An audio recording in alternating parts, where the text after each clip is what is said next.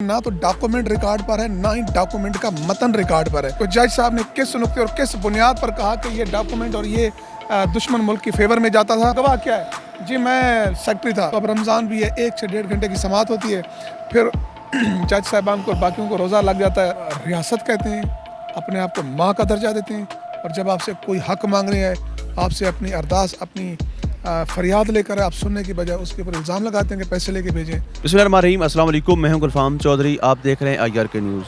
मैं मौजूद हूं इस वक्त इस्लामाबाद हाई कोर्ट में, जहां पर हमारे साथ एक senior court reporter Nadir Baloch साहब मौजूद हैं। उनसे हम जानेंगे जो इमरान खान साहब के ऊपर केसेस चल रहे हैं, उनकी क्या नौयत है, और यहाँ पर कुछ अर्सा कबल जब बलूचिस्तान वालों का एक धरना हुआ था और वो यहाँ से वो चले गए थे, क्या वो मुज़ाकरात के नतीजे में गए थे या वो उनका एहतजाज किस फेज़ में है?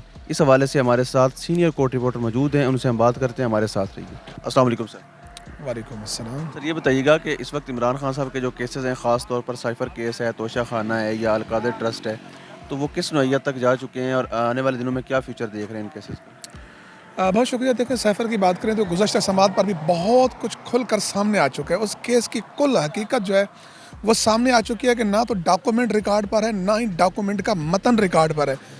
तो जज साहबान दो जजेस पर मुश्तमिल ये बेंच है, वो पूछ रहे हैं कि भाई अगर ना मतन रिकॉर्ड पर है, ना उसका डॉक्यूमेंट रिकॉर्ड पर है, तो फिर ये सज़ा हुई क्यों है?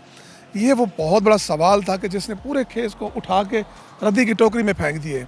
अब यहाँ पर गवाहों के बयान रिकॉर्ड हो रहे हैं। अब सवाल तो ये है कि ना आपको पता है कि मतन क्या है, ना उसको पता है, ना प्रोसिक्यूशन को पता है, ना जज को पता है जिसने सज़ा दी है।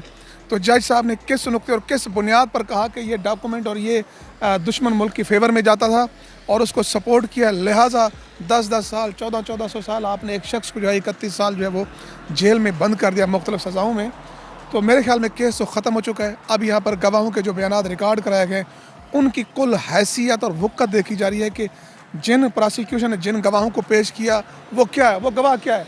जी मैं सेक्रेटरी था, जी मैं PM हाउस में था, मैंने इधर से भेजा, इधर आया, इधर रिसीव किया, इस हद तक ये गवाही है, इसके अलावा कुछ नहीं है। आपने वो डॉक्यूमेंट देखा? जी नहीं देखा। आपको पता है कि वो डॉक्यूमेंट में क्या था? जी नहीं पता।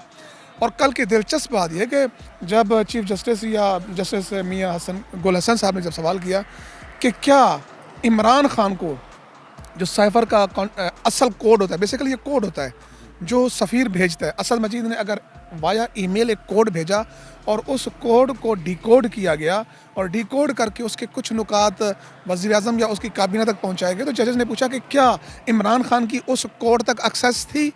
तो जवाब था कि नहीं। तो उसने कहा फिर क्या थी, हुआ क्या है? किसी को समझ ही नहीं आ रही कि आपने एक शख्स को सियासी मंजरनामे से हटाने के लिए एक जाली फेक 2 नंबर केस बनाया और उसकी कुल हैसियत हम जो है रोज़ाना कमरे अदालत में देख रहे होते हैं। लेकिन कमाल है सर हमारे अदालती निज़ाम कि जिन्होंने एक शख्स को सज़ा देने के लिए रात 12-12 बजे तक, 1-1 बजे तक समातें जारी की, 16-16 घंटे, 14-14 घंटे आपने नए रिकॉर्ड कायम किए, और आज जब उसको रिलीफ देने का वक्त है, आज जब उसकी अपील का वक्त है, तो अब रमज़ान भी है, 1 से 1.5 घंटे की समाअत होती है, फिर जज साहबान को और बाकियों को रोज़ा लग जाता है। अब यानी कि सारे के वकला भी रोज़े में होता है, सारे रोज़े में होते हैं, वो केस की समाअत होती है। कल समाअत थी, आज समाअत है, आज इस केस के मज़ीद बखिए उधड़ेंगे। और अगर सही बात जो आपने शुरू में पूछा ना कि नज़र क्या है, अगर सही समाअत की जाए तो मेरे ख्याल में ये 4 से 5 घंटे की समाअत है और खान साहब को जेल से बाहर होना चाहिए। सर साइफ़र के बारे में कहा जा रहा था कि पहले कहा जा रहा साइफ़र आया नहीं है, फिर कहा जा रहा था कि साइफ़र गुम कर दिया गया है, और अभी डोनाल्ड लू के जिस तरह से बयान आया, उन्होंने कहा जी हमने नहीं भेजा। अगर नहीं भेजा तो फिर खान साहब किस मुकदमे में अंदर है? देखें, डोनाल्ड लू ने ये नहीं कहा कि मैंने नहीं भेजा, हमने उस तरह से मुदाखलत वाला आपसे नहीं किया। हाँ, मुदाखलत या साजिश पर से इनकार किया। अब इस सारे केस को इमरान खान के दावे पर वो जो कह रहे थे, इमरान खान जो चीफ जस्टिस ऑफ पाकिस्तान को लिखा था कि एक कमीशन बना दें, वो तहकीकात कर ले, वहाँ पर उसके नुकात सामने रखने को तैयार हैं। तो असल तो वो स्टोरी सारी गिर्द घूम रही है उस सीक्रेट जो कोडेड फॉर्म में वो है उसके इर्द गिर्द। या फिर आपको याद होगा असद मजीद ने आकर 2 नेशनल सिक्योरिटी जो काउंसिल की मीटिंग थी उसमें जाकर बयान दिया था कि ब्लैंटेंट लफ्ज़ है कि बदतरीन मुदाखलत हुई। वो मुदाखलत क्या थी? वो जब तक एक कमीशन ना बने और वो उसके नुकात ना पड़े तो उसके ऊपर ना सज़ा दी जा सकती है, ना फैसला किया जा सकता है। सर यहाँ पर बलूचिस्तान के हवाले से एहतजाज हुआ और उसमें हमने आपको देखा, आप पेश थे उसकी कवरेज के हवाले से, और जो वहाँ मामला चल रहे थे اس کے اوپر حکومتی رویہ کیا تھا، اس پر بھی کہیں لیا کیجیے گا، اور ایٹ لیسٹ جب وہ ختم ہوا تو کیا وہ کسی معاہدے کے پیش نظر تھا یا انہوں نے اس تحریک کو مزید آگے بڑھایا ہے؟ دیکھیں پہلی بات تو یہ ہے کہ اس وقت کیا ہوا وہ تو میرے خیال میں پوری دنیا نے دیکھا ہے. مجھے اس پہ کیا کہنے کی ضرورت ہے کہ ٹی چوک پر بلوچ خواتین کا استقبال واٹر کینن سے کیا گیا. اس وقت یک بستہ راتوں میں کہ جب انسان یہاں کے اسلام آباد کے باسی اپنے گھروں کے بند کمروں میں ہیٹر لگا کے بیٹھے ہوئے تھے، سو رہے تھے، اس وقت وہاں پہ بلوچ خواتین کو جو ہے آپ پانی کے ساتھ استقبال کر رہے تھے، وارملی ویلکم کر رہے تھے. پھر یہاں پر جس طرح ان کو حوالات میں بند کیا گیا، پھر جس طرح ہمیں میر صاحب بھی سامنے ہے، ہم بھی سامنے تھے، اور اس کے کانسیکوینسز بھی ہمیں بھگتنے پڑے. آج بھی مطلب ہے کہ میں اس طرف نہیں جانا چاہوں گا. ٹھیک ہے، ہم نے ایک اپنا فرض نبھایا، اپنے فرض کی ادائیگی میں ہوتا رہتا ہے، کوئی مسئلہ نہیں ہے، لیکن ان کے ساتھ جو ہوا وہ بالکل غلط ہوا. اور پھر جب یہاں پر یہ سوال کیا جاتا ہے کہ شاید پیسے لے کے بھیجے گئے، اور ایک صاحب نے لاہور میں جا کر اس طرح کی ایک گفتگو کی اور ایک صحافی نے اس کو ٹویٹ بھی کیا، شرم آنی چاہیے اس کو بھی. اور اگر اس نے صحیح کہا تو اس کو بالکل شرم آنی چاہیے کہ آپ ایک تو ایک ریاست کہتے ہیں، اپنے آپ کو ماں کا درجہ دیتے ہیں، اور جب آپ سے کوئی حق مانگنے آئے، آپ سے اپنی ارداس، اپنی فریاد لے کر آپ سننے کی بجائے اس کے اوپر الزام لگاتے ہیں کہ پیسے لے کے بھیجیں. تو یہاں پر آپ کو پتہ ہے کہ یہاں پر وہ ڈاکٹر مہرنگ کا دھرنا تھا، اس سے چند گز کے فاصلے پر جمال رئیسانی کا تھا. اور مزے کی بات ہے کہ جمال ان کی کیا ڈیمانڈ تھی؟ ان کی ڈیمانڈ یہی تھی کہ اٹھ جائیں. وہ تو ایک خاص مقصد کی رہے تھے نا، شکوہ جواب شکوہ. شکوہ نہیں تھا، بس وہ جن کے طاقتوروں کے ایمان پر آئے تھے، مقصد یہ تھا کہ یہ ان کے دھرنے کو فلاپ کیا جائے. اور آپ دیکھیں نا اس کو اس کے بدلے میں کیا ملا ہے، کوئٹہ کی سیٹ. وہ مستنگ سے تعلق رکھتا ہے، کوئٹہ میں ایم این اے بنوایا گیا ہے. وہ الیکشن جب کمپین چل رہی تھی وہ یہاں پہ بیٹھ کے کیا کہتے ہیں دھرنا دے کے بیٹھے ہوئے تھے. جب میں نے ایک انٹرویو کیا تو صاحب نے اپنے گماشتوں کو جو ہے لگا کے میرا انٹرنس بند کرا دی. آتا تھا چپ کر کے بیٹھ جاتے کہ کوئی جواب نہیں دے رہا.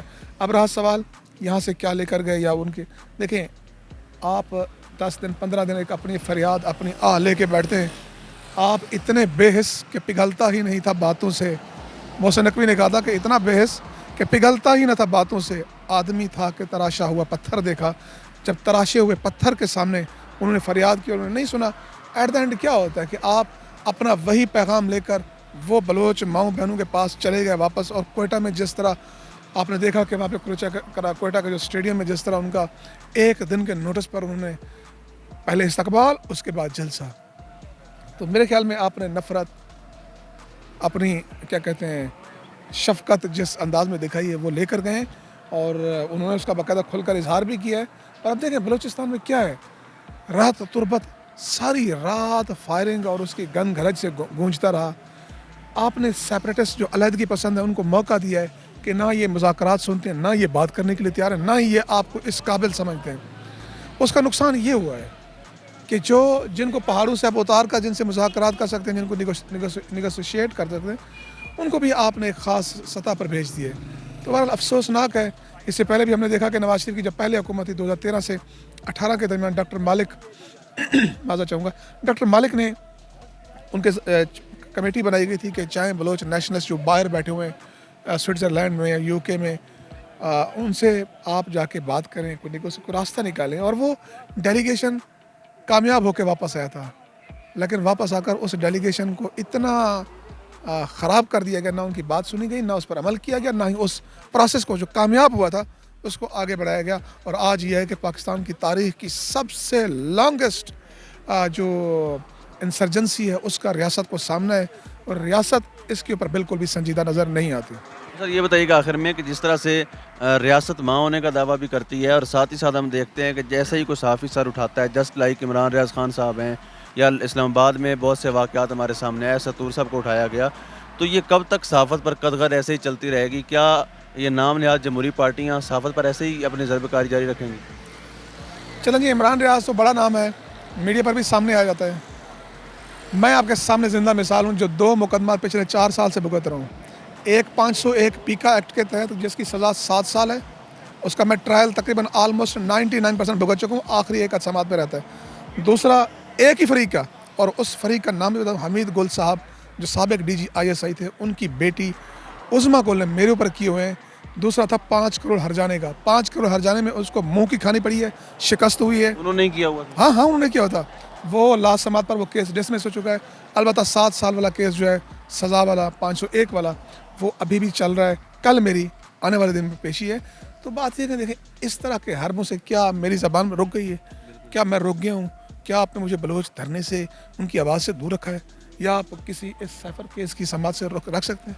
नहीं हो सकता। इमरान रियाज हो, कोई और हो, या असद तूर हो, इस तरह के हरबों से नहीं है। देखें, आप खुद आइन और कानून पर चलना शुरू हो जाएं, हमारी ज़बानें खुद ब खुद खामोश हो जाएंगी, बेवक़्त हो जाएंगी, बेअसर हो जाएंगी अगर नाहक आप पर बात करेंगे। लेकिन अगर आइन और कानून और किसी ज़ाब्ते को फॉलो करेंगे तो फिर आपको क्या ज़रूरत है परेशान होने की? मसला ये है कि आप एक तरफ कहते हैं कि हम मुदाखलत नहीं कर रहे, हमने 2021 में तय कर लिया है कि हम सियासी हिस्से में, किसी सियासी साझेदारी में, किसी को लाने में, किसी को भेजने में, हमने बतौर इदारा, ये जो साबिक गए थे उन्होंने कहा था, हमने बतौर इदारा तय किया है कि हम मुदाखलत नहीं करेंगे। फिर वही इदारा जिस तरह इस इलेक्शन को लेकर चला है और जिस तरह यहाँ पे फॉर्म 45 को इलेक्शन कमीशन की वेबसाइट पे अपलोड करके जिस तरह फिर डिलीट किया गया, किस किस हिस्से को डिस्कस करेंगे और क्या क्या आप सुनेंगे? और फिर जब हम बात करेंगे, जब हम उसको, आप मेन स्ट्रीम मीडिया को ठीक है आपने कंट्रोल कर लिया, सोशल मीडिया, ट्विटर पर, फेसबुक पर, अब मेरे अपने नाम से यूट्यूब चैनल है नादिर बलोच के नाम से, उस पर लाएंगे या इमरान रियाज साहब लाएंगे, आप पकड़ के भेज दें। अब असद तूर का क्या केस था कि 19 दिन वो जेल में पड़ा रहा है। एट द एंड पता चला कि केस में कुछ है ही नहीं। सर फार्म 45, फार्म 47 इसके हवाले से भी आपने देखा, और इलेक्शन 2024 के बारे में एज अ जर्नलिस्ट क्या देखा और क्या कहना चाहेंगे? पाकिस्तान की तारीख का सबसे बड़ा फ्रॉड देखा, अगर एक जुमले में इसको बंद करूँ तो बहुत बड़ा फ्रॉड था। इस तरह का फ्रॉड कि जिनको जितवाया गया वो भी जस्टिफाई नहीं कर सकते। यहाँ पर जब डॉक्टर तारिक फजल चौधरी साहब आए, बाकी आए, मीडिया नहीं फेस कर सके। फॉर्म 45 हारने वालों के पास है, जीतने वालों के पास क्यों नहीं है? वो क्यों नहीं पेश करते? क्यों आपने नवाज शरीफ के फॉर्म के सामने 130 था, एक आगे लगा के 1130, 1630, 1830, 1065 फॉर्म आपने फॉर्जरी किए। ताकतवर शख्सियात है सर, क्या कहें। सर टाइम देने का बहुत शुक्रिया। पाकिस्तान जिंदाबाद।